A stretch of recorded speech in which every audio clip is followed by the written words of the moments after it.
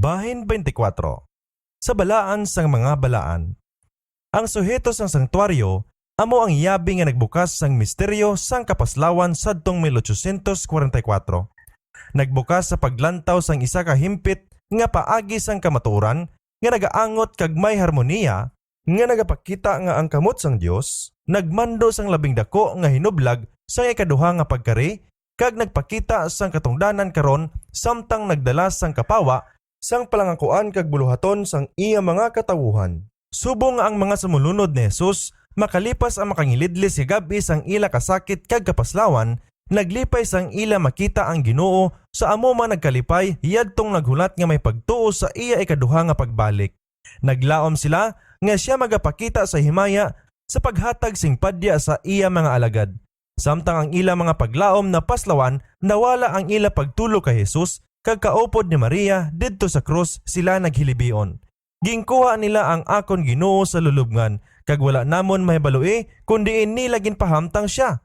Karon sa balaan sang mga balaan makita siya nila ang ila maluluyon nga mataas nga saserdote magapakita bilang hari kag manluluwas. Ang kapawa halin sa sangtuaryo nagpasanag sang nagligad sang karon kag sang palaabuton. Nahibaluan nila nga ang Dios naggiya sa ila sa iya wala pagsayop nga pagpanigana. Bisan nga subong sang unang nga mga gintutunan, sila man napaslawan sa paghangop sang mensahe nga gindala nila sa amuma nagatindog sila sa tagsa kasini kabahin. Sa pagbantala sini, natuman nila ang katuyuan sang Dios kag ang ilang mga pagpangabudlay wala nangin walay pulo sa Dios. Natawuliwan sa isa ka buhi nga paglaom, nagkalipay sila sing may kalipay nga indi mahambal kag puno sing himaya. Ang tagna sang Daniel 8:14 tubtob sa 2,300 kakahaponon kag gagahon o galing ang sangtuaryo matinluan kag ang unang nga mensahe sang manugtunda kahadlokin ninyo ang Dios kag hatagi siya sing himaya kay nagabot na ang takna sang iya paghukom. Nagatudlo sa pagpangalagad ni Kristo sa pinakabalaan nga hulot sa paghukom sa pagpangusisa kag indi sa pagkari ni Kristo sa katumbasan sang iya katawuhan kag sa kalaglagan sang mga malaoton.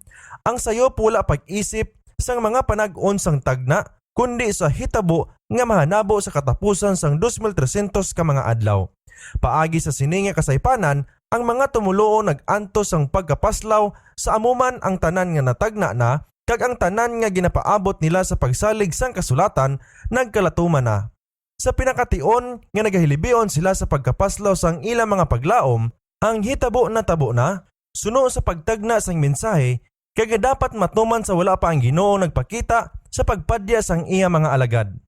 Si Kristo nagkari hindi sa duta subong sang ila ginapaabot kundi subong sang nalandong sa tipo didto sa pinakabalaan nga hulod sang templo sang Dios sa langit. Ginarepresentar siya sang manalagna nga si Daniel bilang nagkari sa sini nga tion sa dumaan sang mga adlaw. Nakita ko sa palanawon sa kagabihon kag giyari karon may nagabot upod sa mga panganod sang langit nga isa ka kaangay sang anak sang tawo kag nagabot siya bisan tubtob sa dumaan nga mga adlaw kag gindalan nila siya malapit sa atubangan niya. Daniel 7:13.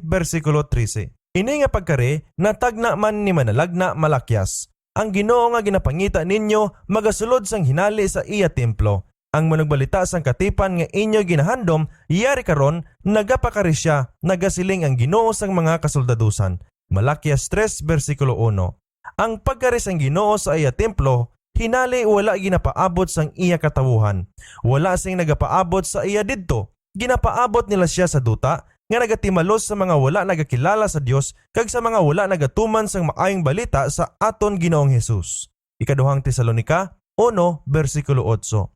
Apang ang mga katawuhan wala pa mahanda sa pagsugata sa ila Ginoo. Mayara sa gihapon isa ka buluhaton sang pagpangaman nga pagahimuon para sa ila. Ang kapawa igahatag nga nagatudlo sa ila mga hunahuna sa templo sang Dios sa langit kag samtang sa pagtuo nagasunod sila sa ila mataas nga saserdote sa iya pagpangalaga didto ang mga bag-o nga mga katungdanan igapahayag. Isa pa ka mensahe sang pagpaandam kag pagpanudlo ang igahatag sa iglesia. Siling sang manalagna, apang sino bala ang makabatas sa adlaw sang iya pagkari kag sino bala ang makatindog kon mapahayag siya? Kay siya kaangay sing kalayo sang manugtunaw kag kaangay sang habon sang mga manugpamunak. Magalingkod siya subong sang manugtunaw kag manugulay sang pilak, kag putlion niya ang mga anak ni Levi, kag ulayon sila subong sang bulawan, kag pilak tubtob nga magdulot sila sa Ginoo sing mga halad sang pagkamatarong. Malakias 3 bersikulo 2 kag 3. Yadtong nagakabuhi sa duta sa tion kon ang pagpatunga ni Kristo maguntat sa sangtuaryo sa ibabaw, magatindog sa pagtanaw sang balaan nga Dios nga wala sing manog patunga. Ang ila mga bisti kinahanglan nga wala sing buling, ang ila mga karakter kinahanglan na paputli, halin sa sala pinaagi sa dugo sang pagpangwisik. Pinaagi sa bugay sang Dios ang ila kaugalingon nga pagpangabudlay, dapat mangin manugdaog sa inaway batok sa malaot. Samtang nagapadayon ang paghukom sa pagpangusisa sa langit, samtang ang mga sala sang nagahinulsol nga mga tumuloo ginahukas halin sa sangtuaryo, dapat may isa ka pinasahi nga buluhaton sang pagpaputli sang pagpahigad sang sala sa tunga sang katawuhan sang Dios sa duta. Ini nga buluhaton labing maathag nga ginapakilala sa mga mensahe sang bugna 14. Kung ini nga buluhaton matapos na, ang mga sumulunod ni Kristo mahanda para sa iya nga pagpahayag. Niyan ang dulot sang Huda kag sang Jerusalem mangin kalamutan sa Ginoo subong sa mga adlaw nga dumaan kag subong sang dumaan nga mga tuig. Malakias kapitulo 3 bersikulo 4. Niyan ang iglesia nga pagabatonon niya sa iya kaugalingon sa iya nga pagkari, mangin isa ka iglesia nga mahimayaon nga walay dagta o ukot o kon bisan ano nga subong nga butang. Efeso kapitulo 5 bersikulo 27. Niyan magalantaw siya subong sang kaagahon nga magayon subong sang bulan, matinaw subong sang adlaw, makakulugmat subong sang hangaway nga may mga hayahay. Ambahanon kapitulo 6 bersikulo 10. Wala labot sang pagkari sang Ginoo sa iya templo, si Malakias nagtagna man sang iya ikaduha nga pagkari, sang iya pagkari sa paghatag sang paghukom sa sini nga mga pulong. Niyan magapalapit ako sa inyo sa paghukom. Manginsaksi ako nga madagmit batok sa mga diwatahan, batok sa mga makahilahion, kag batok sa mga palasumpa sing butig, batok sa mga nagapigos sang sinuhulan sa iya mga suhol, sang balo nga babaye kag sang ilo, sa nagapatalang sang manlulugayaw sang iya kinamatarong, kag wala nagakahadlok sa akon, nagasiling ang Ginoo sang kasoldadusan. Malakias 3 bersikulo 5. Si Judas nagapanungod man sa subong nga talan-awon sang siya nagsiling. Iyari karon, nagabot ang Ginoo upod ang linaksa sang iya mga balaan sa paghukom sa tanan kag sa pagsilot sang tanan nga di Dios nun, nanungod sang tanan nila nga binuhatan sang pagka di Dios nun nga ginhimo nila sang di Dios nun. Kag sang tanan nga mga butang nga matig-a nga ginhambal batok sa iya sa mga makasasala nga di Dios nun. Judas 14 kag 15. Ini nga pagkari kag ang pagkari sang Ginoo sa iya templo, mga pinasahi kag nahamulag nga mga hitabo. Ang pagkari ni Kristo bilang aton mataas nga saserdote sa labing balaan nga hulot agod sa pagtinlo sang sangtuaryo, ginadala sa pananawan sa Daniel 8 bersikulo 14. Ang pagkari sang anak sang tawo sa dumaan sang mga adlaw subong sang pagpahayag sini sa Daniel 7 bersikulo 13, kag ang pagkari sang Ginoo sa iya templo nga gintagna ni Malakias mga paglaragway sa ngamo sa gihapon nga hitabo kag ini ginatiglawas sang pagkari sang nobyo sa kasal nga ginalaragway ni Kristo sa palaanggiran sang napulo ka mga ulay sa Mateo 25. Sadtong tingadlaw kag tingdagdag sing mga dahon sang 1844, ang pagbantala hiyari karon ang nobyo nagapakari ginhatag. Ang duha ka mga klase ginarepresentahan sang maalam kag buang-buang nga mga ulay niya napasad. Ang isa ka klase nga nagtulok upod sang kalipay sa pagpakita sang Ginoo. Kag ang labing makugi sa paghanda sa pagsugata sa iya, ang isa pa ka klase nga naimpluwensya sang kahadlok kag nagahulag sandig sa huyog sang balatyagon na ayawan na sa isa ka teorya sang kamatuoran apang kulang sa bugay sang Dios. Sa palaanggiran sang ang nobyo nagabot, sila nga nakapangaman nagsulod upod sa iya sa kasal. Ang pagkari sang nobyo diri nadala sa panulukan natabo sa wala pa ang kasal. Ang kasal nagarepresentar sang pagbato ni Kristo sa iya ginharian. Ang balaan nga syudad, ang bagong Jerusalem nga amo ang kapital kag representante sang ginharian, ginatawag nga nobya, ang asawa sang kordero. Siling sang manugtunda sa kayhuan, kag sa espiritu gindala niya ako, siling sang manalagna. Kag ginpakita sa akon ang balaan nga banwang Jerusalem nga nagapanaog halin sa langit gikan sa Dios. Bugna 21 bersikulo 9 kag 10. Sing maathag niyan ang nobya nagarepresentar sa balaan nga banwa kag ang mga ulay nga nagwa sa pagsugata sang nobyo amo ang simbolo sang iglesia. Sa bugna, ang mga tawo sang Dios ginasiling nga amo ang mga bisita sa panihapon sang kasal. Bugna 19 bersikulo 9. Kun mga bisita, hindi sila mahimo nga tiglawas man bilang nobya. Si Kristo kaangay sang ginhambal ni manalag na Daniel magabaton halin sa dumaan sa mga adlaw sa langit ang iya pagbulutan kag himaya kag ginharian pagabatonon niya ang bagong Jerusalem ang ulo banwas ang iya ginharian mga naaman subong sang nobya nga napunihan nga sa iya bana. Daniel 7 bersikulo 14, bugna 21 bersikulo 2. Sa pagkabaton niya sang ginharian, magakari siya sa iya himaya subong hari sa mga hari kag Ginoo sa mga Ginoo para sa katumbasan sang iya katawuhan nga magalingkod kaupod ni Abraham kag Isaac kag ni Jacob sa iya lamesa sa iya nga ginharian. Mateo 8 bersikulo 11 kag Lucas 22 bersikulo 30 sa pag-ambit sang panihapon sa kasal sang kordero. Ang pagbantala, iyari karon ang nobyo nagapakari. Sa tingadlaw sang 1844, nagdulong sa mga linibo sa pagpaabot sang gilayon nga pagkari sang Ginoo. Sa natalana nga tion, ang nobyo nagabot hindi sa duta subong sang ginapaabot sa mga tawo kundi sa dumaan sa mga adlaw sa langit sa kasal sa pagbaton sang iya ginharian. Sila nga nakapangaman nagupod sa iya sa kasal kag ang ganhaan gintakpan. Hindi sila makatambong sing personal sa kasal kay matabo ini sa langit samtang yari sila sa duta. Ang mga sumulunod ni Kristo nagahulat sa ila agalon kung magbalik siya gikan sa sinasalo sang kasal. Lucas 12 bersikulo 36. Apang dapat nila mahangpan ang iya buluhaton kag magsunod sa iya sing may pagtuo sa nagapasulod siya sa atubangan sang Dios. Sa amo sini nga kahulugan nga ginasiling nga sila nagsulod sa kasal. Sa palaanggiran, yadtong mailana sa ila mga sulodlan upod sa ila sa mga sulo ang nagsulod sa kasal. Yadtong mga may ihibalos ang kamatuoran sa mga kasulatan, may espiritu kag bugay man sang Dios kag nga sa gabi sang ila mapait nga pagtilaw, may nantuson nga naghulat, nagpangusisa sa Biblia sing labi pagid kaathag nga kapawa, ini sila nakakita sing kamatuoran na hanungod sa santuaryo sa langit kag ang pagbaylo sang manluluwas sa pagpangalagad kag sing may pagtuo nagsunod sa iya buluhaton sa santuaryo sa ibabaw. Kag ang tanan nga sa bugos nga panaksihon sang kasulatan nagabaton sang amuman nga kamatuoran. Nagasunod kay Kristo sa pagtuo samtang nagasulod siya sa tubangan sang Dios sa paghimo sang katapusan nga buluhaton sang pagpatunga kag sa iya sini pagtakop sa pagbaton sang iyap ginharian. Ini tanan ginarepresentahan subong sang pagsulod didto sa kasal. Sa palaanggiran sang Mateo 22, ang kaangay man nga dagway sang kasal ang ginapakilala kag ang mapangusisaon nga paghukom maathag nga ginapakita sa nagakatabo sa wala pa ang kasal.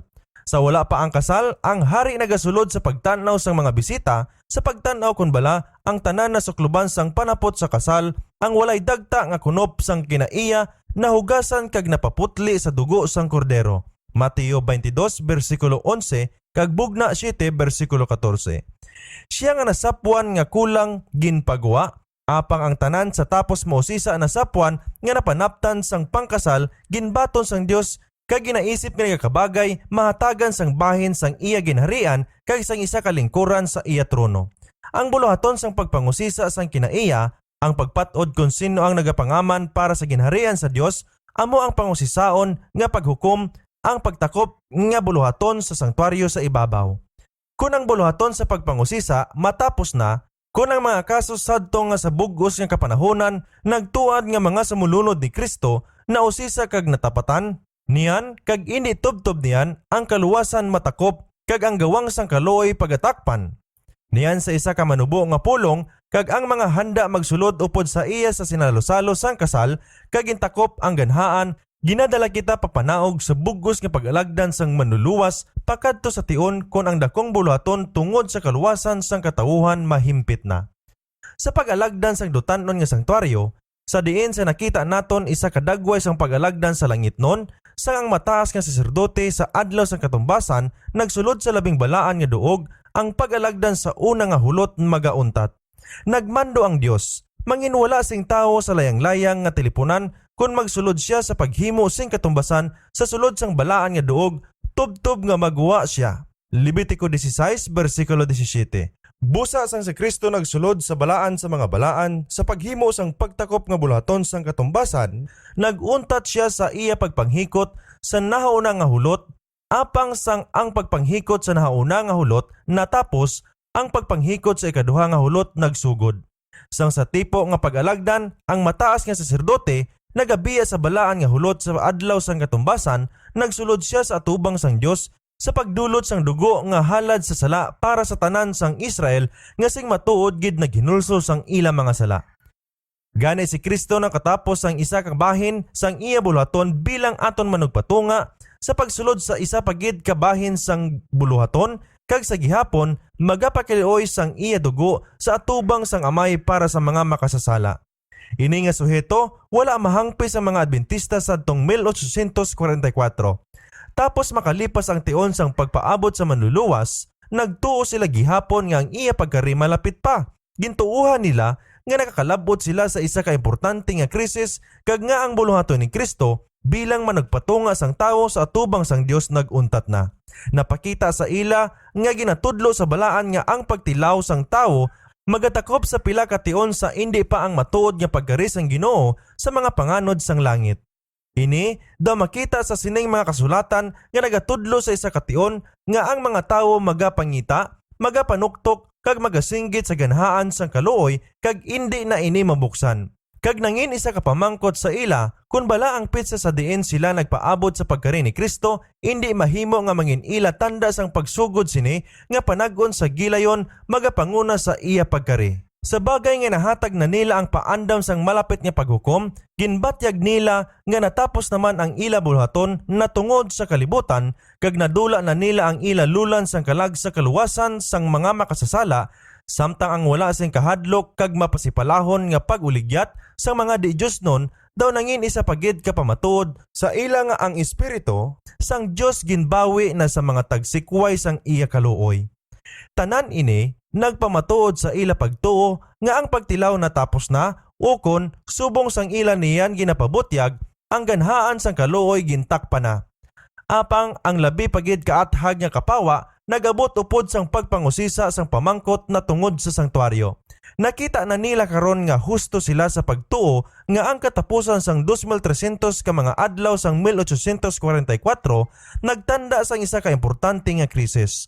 Apang samtang matuod nga ang ganhaan sang paglaom kag kaluoy kun sa diin ang mga tawo sa sulod sang napulog 8 kagatos ka mga tuig nagpakig-angot sa Dios, naktakpan ang isa pa kaganhaan na buksan kag ang kapatawaran sang sala gintanyag sa mga tawo paagi sa pagpatunga ni Kristo sa labing balaan. Ang isa ka bahin sang pagpanghikot na takpan, agod lang mahatagan sang duog, ang isa nga may ara paghihapon, bukas nga linya pagsulod sa langit nun nga sanktuaryo, sa diin si Kristo nagapanghikot para sa mga makasasala. Karon nakita ang paggamit sa mga pulong ni Kristo sa bugna nga napahanungod sa iglesia sa sininga panag-on. Ang mga pulong sang balaan, ang matuod nga may iya sang yabi ni David nga nagabukas kag wala sing magatakop, kag nagatakop kag wala sing nagabukas, nakilala ko ang imo buhat. Iyari karon, ginbutang ko sa imo atubangan ang gawang nga nabuksan nga wala sing makatakop. Bugna 3, versikulo 7 kag 8. Amo yadtong pinaagi sa pagtuo, nagsunod kay Jesus sa dako nga buluhaton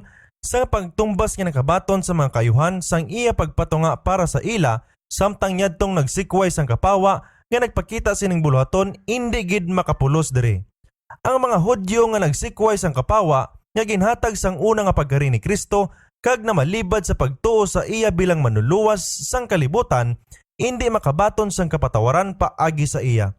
Sang si Jesus sa iya pagkayab, nagsulod paagi sa iya kagalingon nga dugo didto sa langit nun nga sanktuaryo, agod bag-ula sang iya mga gintutunan sang pagpakamaayo sang iya pagpatunga.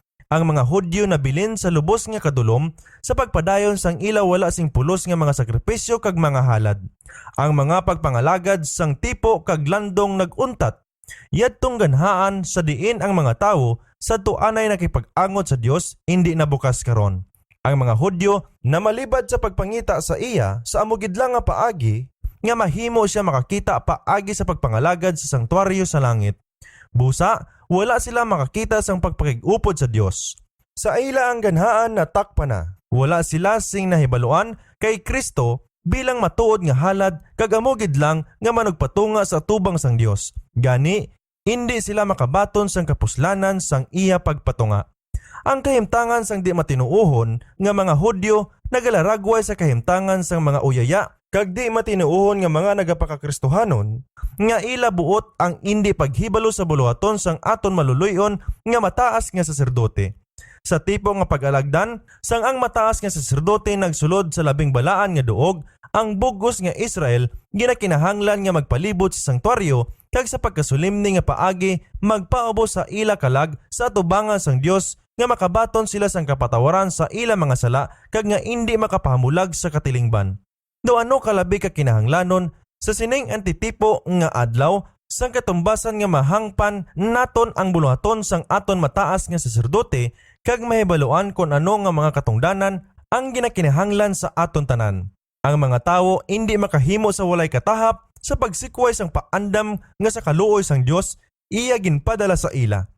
Ang isa ka mensahe ginpadala halin sa langit sadtong panahon ni Noe kag ang ila kaluwasan na sandig kung paano nila gintatap ang amo nga mensahe.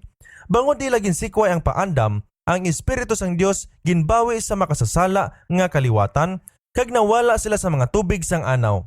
Sa panahon ni Abraham, ang kaluoy naguntat sa pagpakiluoy sa mga nakasala nga pumuluyo sang Sodoma kag ang tanan luwas kay Lot upod sa iya asawa kag sa mga kabataan ginlamon sang kalayo nga halin sa langit. Subong man sa panahon ni Kristo, ang anak sang Dios napahayag sa mga di matinuohon nga mga Hudyo sadto nga kaliwatan. Ang inyo balay ginabayaan nga mamingaw. Mateo 23 versikulo 38. Sa iya pagtamod sa katapusan nga mga adlaw, ang amuman nga walay katubtuban nga gahom nagpahayag na hanungod sadtong mga nagadumili sila sa paghigugma sang kamaturan kag agod nga maluwas. Busa ang Dios nagpadala sa ila sing dakong pagtalang agod nga magtuo sila sa kabutigan, agod matagudilian ang tanan nga mga wala pagtuo sang kamaturan kundi nagkalipay sa pagkadi matarong. Kaduhang Tesalonica, Kapitulo 2, versikulo 10-12. Sa pagsikway nila sa mga pagpanudlo sang iya pulong, ginbawi sang Dios ang iya espiritu kag ginbayaan sila sa mga pagpatalang nga ila ginhigugma. Apang si Kristo sa gihapon nagapatunga para sa tawo kag ang kasanag igahatag sa sadtong magapangita sini. Bisan nga sang una wala ini mahangpi sang mga Adventista, sang ulihi nangin maatag ini sang ang mga kasulatan nga nagapakita sang ila matuod nga kahimtangan nagsugod sa pagbukas sa atubang nila. Ang pagligad sang tion sang 1844 nasundan sang isa ka panahon sang dako nga pagtilaw sadtong mga nagpadayon sa pagtipig sang pagtuo sa ikaduha nga pagkari. Ang ila gidlang kapahuwayan kun nahanungod sang ila pagpaniguro sang ila pagkahimtang amo ang kapawa nga nagagiya sang ila panghunahuna didto sa sanktuaryo sa ibabaw. Ang iban nagsikway sang ila pagtuo sa ila una nga pag-isip sang panahon sang mga tagna kag nagapasibangod sa tawhanon o kon panulaynon nga mga taghimo sang gamhanan nga impluwensya sang balaan nga espiritu nga nagtamod sa kahublagan sang ikaduha nga pagkari. Ang isa naman kasari mapag-on sa paghawid nga ang Ginoo nagiya sa ila sa nagligad nga mga inagihan. Kag samtang sila nagahulat kag nagabantay kag nagapangamuyo sa pagpahibalo sa kabubuton sang Dios, nakita nila nga ang ila dakong mataas nga saserdote nagsulod sa isa naman kabuluhaton sang pag-alagdan. Kag nagsunod sa iya paagi sa pagtuo, gintoy-toyan man sila sa pagpanghingapos nga buluhaton sang iglesia. May labing maatag sila nga paghangop sang mga mensahe sang nauna kag ikaduha nga mga manugtunda kag nakapangaman sa pagbaton kag paghatag sa kalibutan sang sulimni nga pagpaandam sa ikatatlo nga manugtunda sang bugna 14.